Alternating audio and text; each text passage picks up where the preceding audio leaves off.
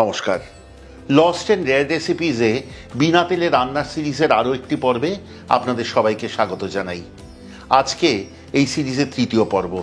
এর মধ্যে আপনারা দুটি পর্বে দেখেছেন এই সিরিজে আমাদের প্রয়াস হলো কেবলমাত্র অতি সুন্দর সুস্বাদু রান্না কিভাবে বিনা তেলে করা যায় তাই আপনাদের সামনে উপস্থাপনা করা।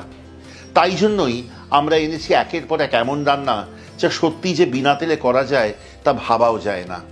এখানে কিন্তু মনে রাখা দরকার যে যদিও রান্নাগুলি সম্পূর্ণ বিনা তেলে, কিন্তু আমরা কিন্তু কোথাও স্বাদের ব্যাপারে এতটুকু আপোষ করিনি।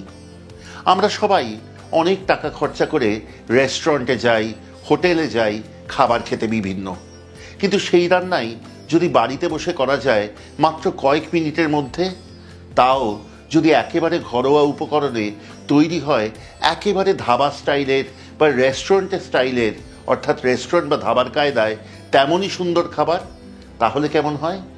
সর্বোপরি যদি এমন হয় যে সেই রান্না হবে সম্পূর্ণ বিনা তেলে, তাহলে স্বাদও রইল, স্বাস্থ্যও রইল। ওপরে রান্নাটির তেল ভাসবে না, অথচ সবাই খাবে একেবারে চেটেপুটে। যে কোনো ধাবায় সবচেয়ে জনপ্রিয় রান্নাগুলির একটি হলো পালক পনির। সেই পালক পনির যে বিনা তেলে রান্না করা যায়, ভাবা যায়? আজকে শিখব সম্পূর্ণ বিনা তেলে সেই পালক পনির। চলুন শিখি।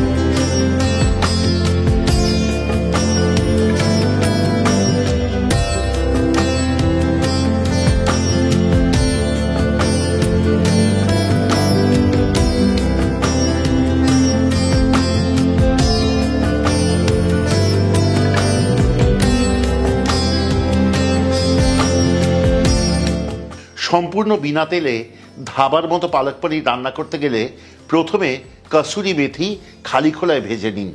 গরম থাকতে হাত দিয়ে দোলে ভালো করে গুঁড়ো করে নিন।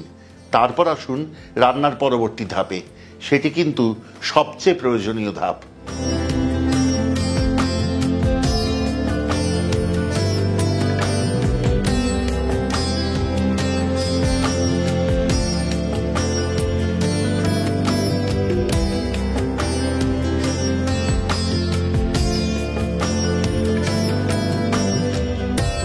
এবার নতুন করে কড়াই আঁচে বসিয়ে তাতে একে একে দিয়ে দিন খুব মিহি কুচি করে কাটা পালং শাক 500 গ্রাম,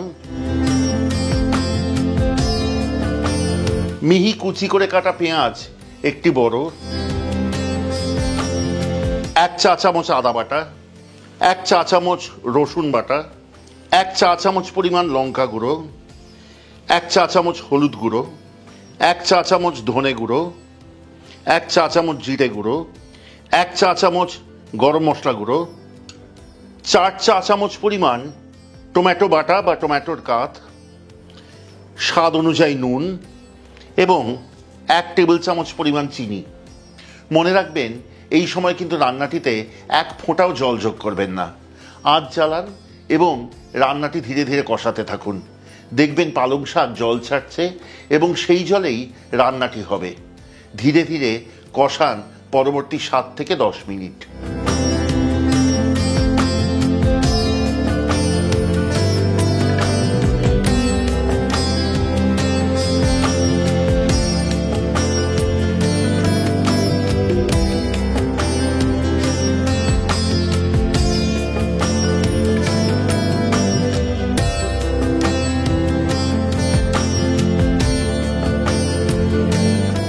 এইবার রান্নাটিতে যোগ করুন 1.5 কাপ পরিমাণ ঠান্ডা জল এবং তার সাথে যোগ করুন 2 থেকে 3 টেবিল চামচ পরিমাণ ফ্রেশ ক্রিম। রান্নাটি সম্পূর্ণরূপে ঠান্ডা হলে তা ঢেলে দিন একটি ব্লেন্ডারে এবং খুব মসৃণভাবে ব্লেন্ড করে নিন পুরো রান্নাটিকে।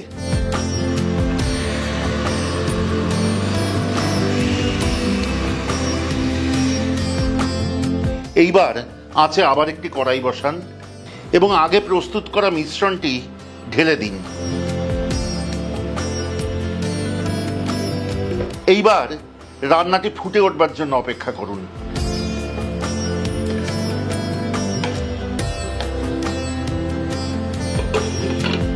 এই সময় কিন্তু খেয়াল রাখবেন, যেহেতু মিশ্রণটি খুব ঘন, তাই আঁচে বসিয়ে আঁচ বাড়ালে খুব ফুটবে এবং ছিটকবে চারিধারে।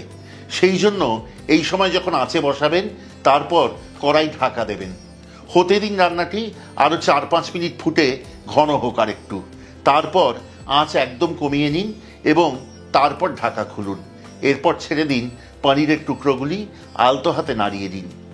এই পর্যায়ে যতক্ষণ রান্নাটি হচ্ছে আপনাদেরকে আরও একবার মনে করিয়ে দিই যে এই রান্নাটি যদিও সম্পূর্ণরূপে বিনা তেলে হচ্ছে, কিন্তু সত্যি ধাবার থেকে এতটুকু কম সুস্বাদু হয় না। যতক্ষণ এই রান্নাটি হচ্ছে আপনাদের কাছে অনুরোধ করব, কেমন লাগছে আজকের পর্বটি, আমাদের বিনা তেলে রান্নার সিরিজের অন্যান্য পর্বগুলি এবং আমাদের চ্যানেলের অন্যান্য রান্না দয়া করে আমাদের কমেন্টে লিখে পাঠান। যদি ভালো লাগে সাবস্ক্রাইব করে সঙ্গে থাকুন, খুব আনন্দ পাবো।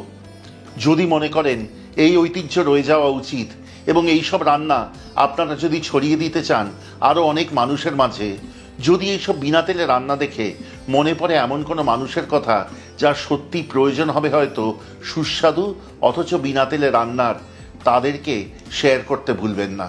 এবং হ্যাঁ, যদি চান আমাদের চ্যানেলের সব রান্নার নোটিফিকেশন প্রথম পৌঁছবে আপনার কাছে, তাহলে বেল আইকনটি টিপে দিতে ভুলবেন না। আমাদের যোগাযোগ করবার নম্বর হলো 6291834357।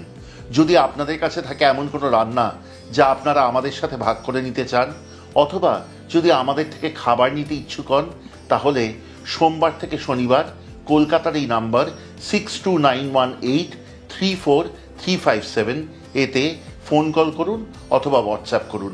আপনাদের ফোনের যোগাযোগের অপেক্ষায় থাকবো। এবার রান্নায় ফিরব। এই পর্যায়ে যতক্ষণ রান্নাটি ফুটছে একটি আলাদা ছোট পাত্রে নিয়ে নিন 1 টেবিল চামচ ময়দা। খানিকটা জল দিয়ে ভালো করে গুলে রাখুন। বেশ খানিকক্ষণ ফুটেছে রান্নাটি। এইবার ঢাকা খুলুন এবং ঢেলে দিন সেই ময়দা গোলা জল। তারই সাথে যোগ করুন কেটে রাখা পনির, অল্প গরম মশলা গুঁড়ো এবং শুকনো খোলায় ভেজে রাখা কসুরি মেথি। ভালো করে রান্নাটি মিশিয়ে নাড়িয়ে নিন এবং আবার ঢাকা দিয়ে হতে দিন পরবর্তী 4 থেকে 5 মিনিট। 5 মিনিটের মাথায় আঁচ বন্ধ করুন। প্রস্তুত হয়ে গেছে সম্পূর্ণ বিনা তেলে পালক পনির।